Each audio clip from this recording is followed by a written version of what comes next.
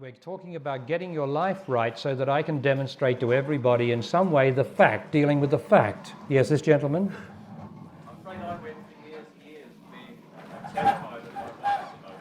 I went for years and years being Terrified of my wife's emotion. terrified of my emotions. Well, you can probably join all the men here in that. Trying to talk to my wife about where we were, what happened, what we were doing.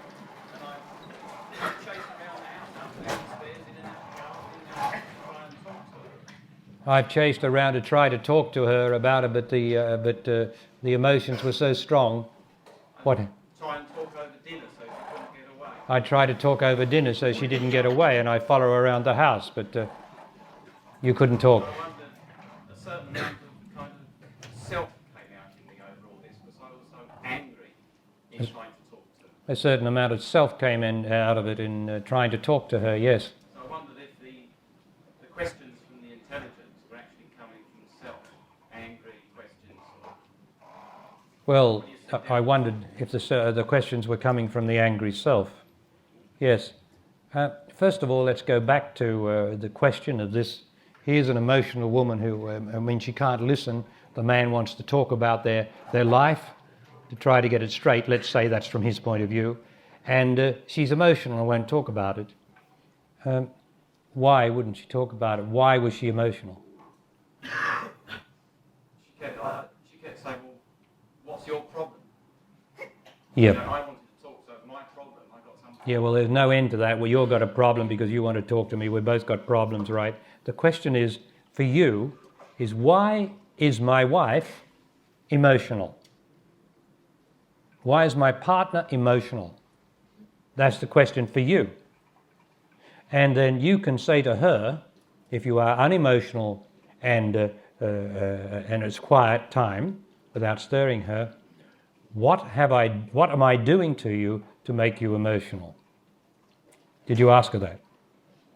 Not in those words, but she'd say nothing. But you don't know what she'd say because you were sort of, your questions were a sort of assault on her, a sort of an accusation that you won't listen to me and I want to get to the bottom of this or something. Whereas if you say, what am I doing to you that is making you emotional, it's a different sort of energetic or dynamic, because you have to be doing something to that woman to make her emotional, or she has something inside of her that she cannot address from the past, which makes her emotional, and she doesn't want to talk about it. Now, the best way for you to attend to this is that no woman gets emotional without a good reason. I know we men don't believe that, but it's without a good reason from her point of view.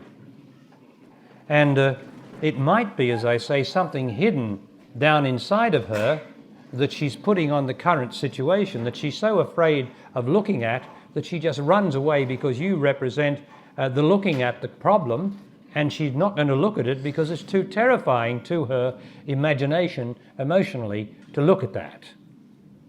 So you've got to address it so that I am responsible for my woman's emotion as much as you can. And you begin this way by, what am I doing to you? Now that means that you have to be extraordinary. It means that when she tells you, if she does get round to it eventually telling you, that it's no good you trying to defend yourself then and saying, oh no, but, you do this, which is the usual thing to do. You have to be able to listen to her then and say, yes, I hear you. You've got to hear what she says. Otherwise, you're going to put a wall of resistance up and she's going to get emotional again and say, you don't listen to me. And you'll say, but I am listening. But you're not listening because you've responded and made a case for yourself or defended what she said. Because she's going to tell you something that you really don't know about yourself. That's one thing she's going to tell you. And the self is going to respond and say, no, look what you do then. And then turn the argument on her. See, when somebody tells you something, what's wrong with you, in the way that I'm asking, what do I do to you to make you emotional? This is a man or a woman. What do I do to you to make you emotional? And they tell you, eventually as you coax her, that you really are going to listen, because to start with she's likely to dismiss you, but to begin, if you encourage her, and by being straight, that you are going to listen and you really mean to, then she's likely to open up and tell you something. Not a great deal, but she'll tell you something about what you do that makes her emotional and unhappy. When she does that, as I said, it is incumbent upon me not to react, because I've asked her for the truth as she sees it about me. I can't react then. And certainly I can't do what most people do in arguments. As soon as she says about me, to turn it on to her and say, what about you? You go and walk down the street and you do this and turn your back on me. Look, all the time. So we do this, don't we? We twist the argument and we feel it and we send it back to the other person. Now that is not love, and that's not being straight. And people are not going to listen to you. They'll listen to you when you say, now, what am I doing to you? They might say nothing. Okay? But eventually, given the encouragement that you are going to listen and you mean it, then he or she is likely to tell you. It's a matter of confidence, you see.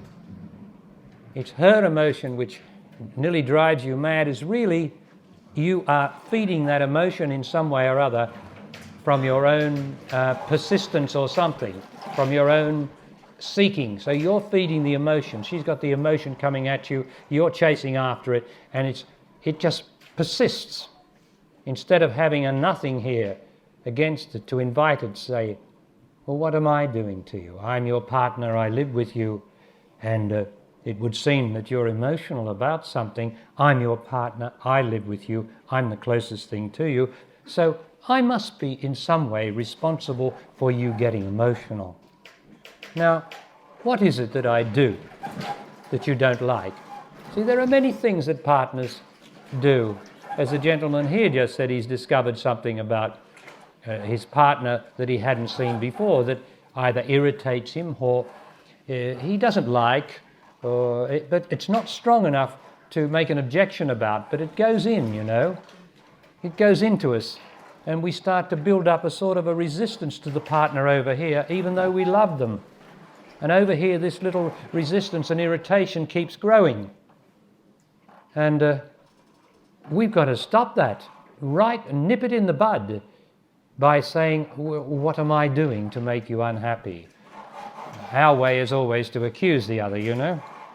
But my way is to advise people to say, what am I doing to make you unhappy or emotional? Same for woman and man.